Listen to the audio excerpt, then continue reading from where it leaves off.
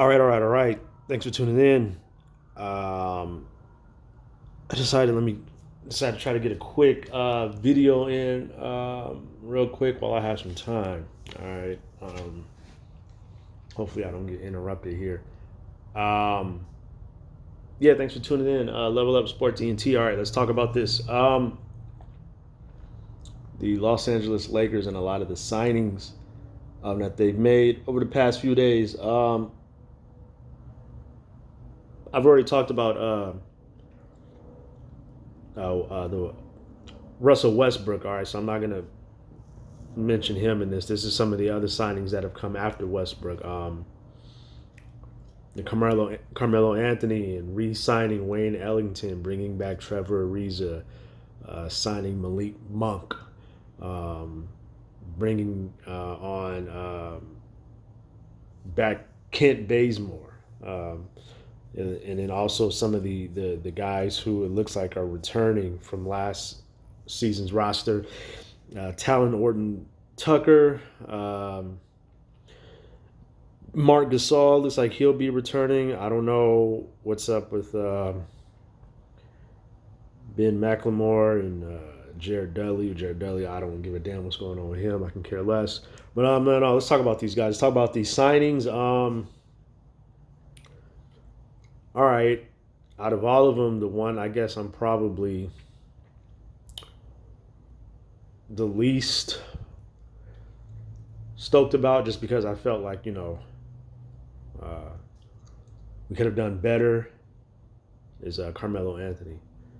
Last year for Portland, Carmelo he averaged about 13.5 points per game. All right. He shot, an overall mediocre field goal percentage of 42%.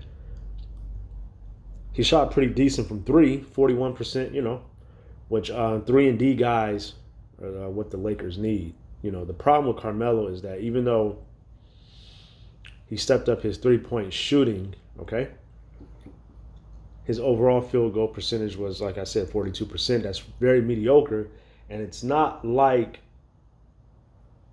Carmelo was forced to be a spot up 3-point shooter in Portland. Okay, he went to Portland. He understood his role. Okay, so he didn't go into Portland, trying to take shots away from Damian Lillard and C.J. McCollum. Okay, but when the opportunity for him to get his points, presented itself, he basically went about it pretty much the same way he always has his entire career, going one-on-one, needing to be in rhythm, having the ball in his hand, dribble, pulling up, and things of that nature. He didn't shoot that 41% from three being a spot-up three-point shooter, all right?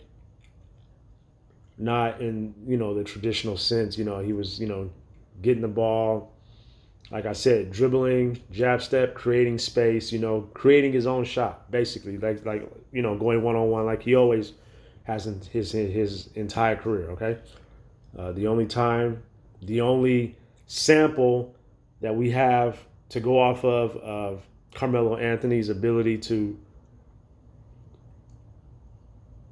kind of play that spot up 3-point shooter role, okay, was the 1 year that he played in OKC with Westbrook and Paul George, and he was complete trash that season from start to finish.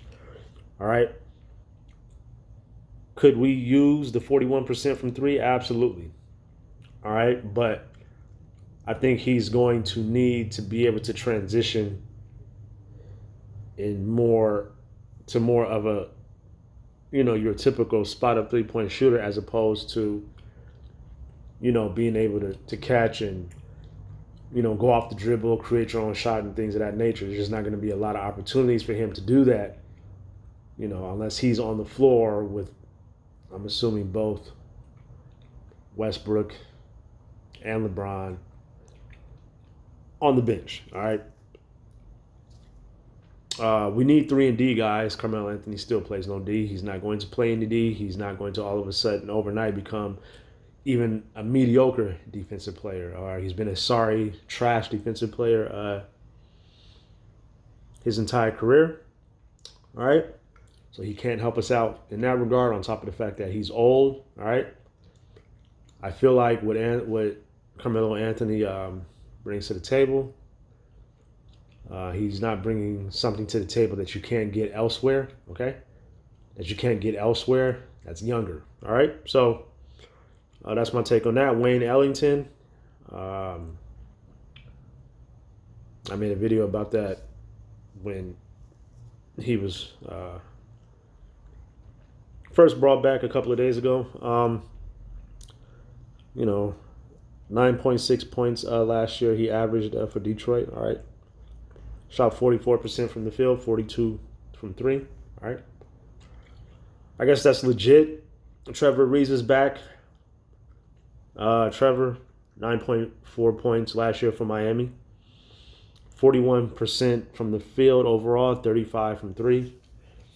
All right, that's okay. I guess that's about as low that's about as low of a 3-point percentage that a player could have and not be considered, a bad 3-point shooter or a 3-point liability or so forth. All right.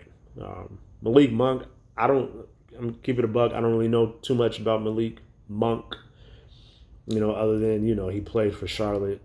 He has 2 seasons, I believe, under his belt. All right. Both of them with Charlotte. He averaged last year 11.7 points per game. Shot 43% overall, 40 from three. That's legit.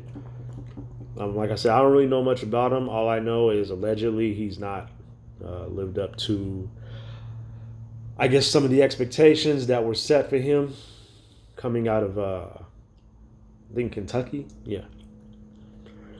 And then last year, Talon Horton-Tucker for the Lakers, 9 points per game, 45% shooting overall, 28% from three. He cannot shoot the three at all, right? So we're not getting any help from him in that area, all right? Horrible 3-point shooter. Maybe he can provide a spark, some sort of a spark defensively, maybe not. I don't know. We'll see. Kent Bazemore, all right, is back. And I actually heard that Kent Bazemore actually turned down more money and more years offered to him by the Golden State Warriors to come and join this squad. Another old guy, all right, who's been in the league for a little while. Ken averaged last year for the Warriors 7.2 points. All right, on 44% shooting overall, 40% from three. Okay, he can definitely fill that 3-and-D role that the Lakers desperately need. All right, Marc Gasol is coming back. Marc Gasol, he only averaged 5 points, 45% shooting, 41 from three. So he's a big that can stretch the floor. You got to respect him out there on the 3-point arc. Defensively, Marc Gasol is kind of a shell of himself. All right, he's not the defensive player he was when he won Defensive Player of the League back in 2013 and was a part of those really good defensive Memphis Grizzlies teams for so long. All right, he's a shell of himself in that regard. And like I said, I don't know what's up with Ben McLemore. I don't know if he'll be back next year, if the Lakers are looking to move him, bring him back. But last year he had traded to the Lakers. Like, he played part of the season last year with Houston and then was traded to the Lakers. The Laker portion of last season, he averaged about 8 points, 39% overall shooting, 36% from three. All right. So we got some decent guys. Got a few guys that can possibly, fulfill that 3-and-D role that the Lakers are looking for. The problem is that this team is old. All right. This team is old. I believe with the roster that the Lakers currently have intact, the average the average age on this team currently is probably like around 31, 32 years old, somewhere around there. All right, so this is not a young team by any stretch of the imagination, and the frustrating part about it, all right, is that the core guys, meaning the guys that are probably going to be getting the bulk of the minutes, all right, probably majority of the old guys, all right. Even though we got a few young pieces on here, let's just keep it a buck, all right. The little bit of talent, young talent that the Lakers do have on their roster, they're not exactly world beaters. All right.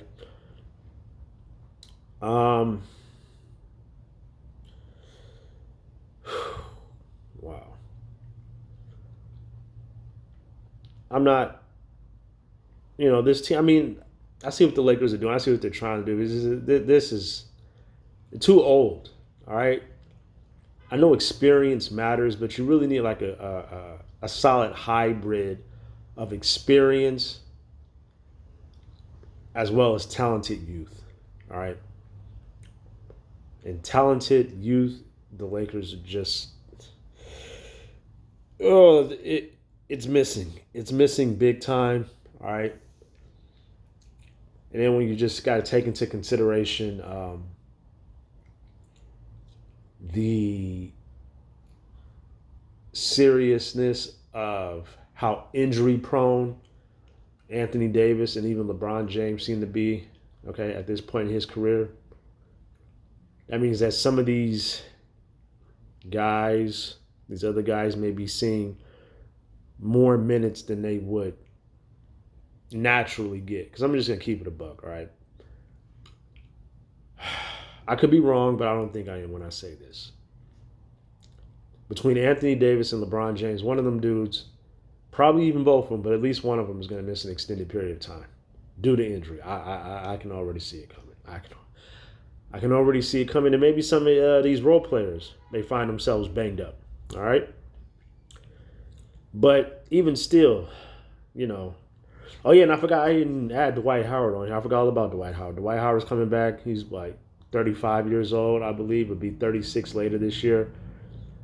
He'll turn 36 sometime during the regular season. Dwight Howard is one of the guys who I don't even understand why they let him go. I thought, when they let go, we had Dwight Howard and JaVale McGee, and I did not think it was a good look, a good idea for the Lakers to let both those guys go. But regardless, Dwight Howard played pretty solid defense, and even I think he averaged maybe like 13 points or something like that. Solid defense, good on the rebounds, playing back up to Joel Embiid, okay?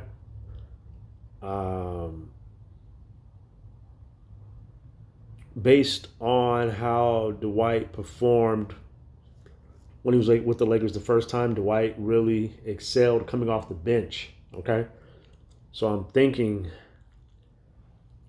Marc Gasol may be the one starting because the Lakers don't have another center, all right, on this team. So,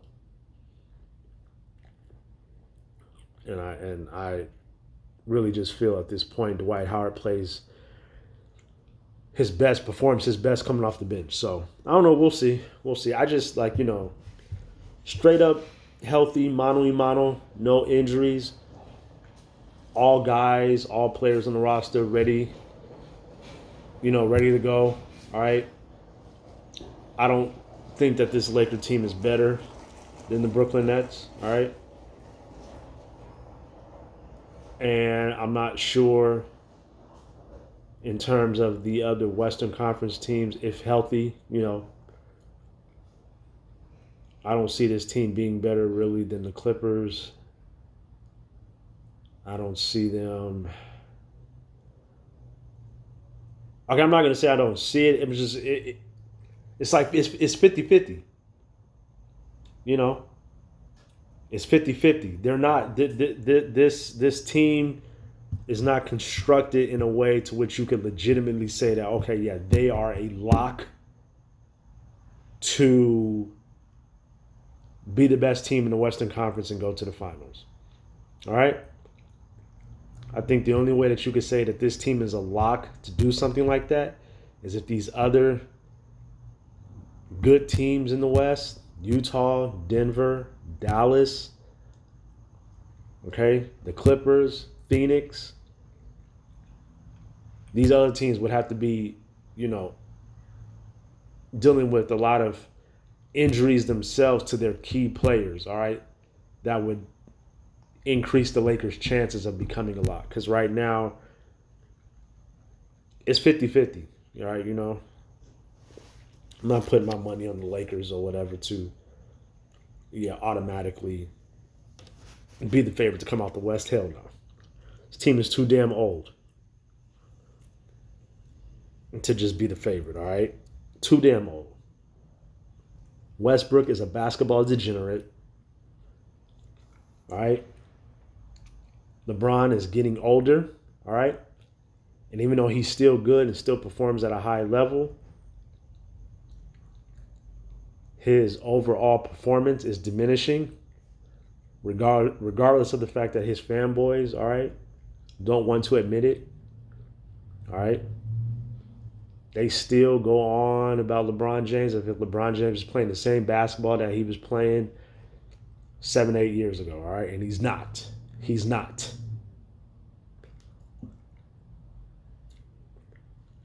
All right, Anthony Davis, to me, when he's healthy, is a top 5 player in this league.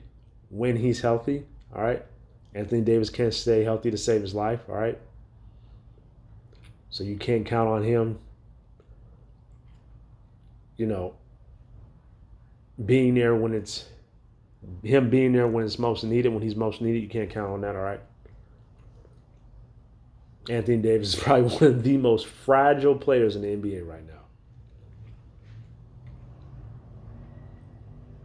And so when you take that into consideration, and then you just add on to the fact that they brought on all these old guys, all right? Yeah, it could work, but it legitimately could not work, all right? And that's just me being objective about it. I know my energy in this video may sound a little bit down, but let's keep it in the book. I'm not really too stoked about this team. I'm not really stoked about this team. All right, we'll see what happens when the time comes. LeBron James, put out that little silly tweet talking about everybody, who's criticizing this roster due to how old that this team is. Talking about, oh, keep that same energy, keep that same energy. And then he went and deleted the tweet. But I'm not surprised at that because LeBron, he's shown himself to be nothing more than a punk. So, yeah. And, the criticisms, a lot of the criticism of this roster are legit. There are a lot of people out there, number one, who didn't like the Westbrook trade. All right? And then after that, you bring on a cast of old guys all getting ready to be pushing 40 within the next few years. And you're wondering why people have doubts about this team. Those doubts, those concerns are legit. All right? Yeah, but anyways, that's just my thoughts on the matter. All right, go ahead, leave your thoughts, comments, and concerns in the comment section. All right, thanks for tuning in. Level Up Sports ENT. I'm out. Peace.